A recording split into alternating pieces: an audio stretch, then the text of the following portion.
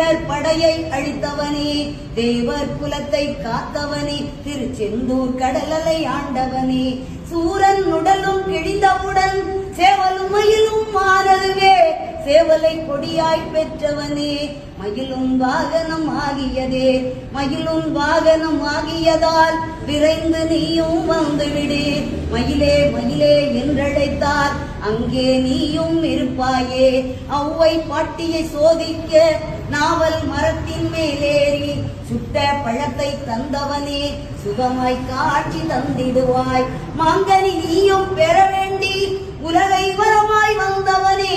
அம்மை அப்பனே உலகமென்று அண்ணனும் நமக்கு சொன்னானே, அதுவும் உனக்கும் தெரியும் என்றோ, தெரிந்து நீயும் எமக்காக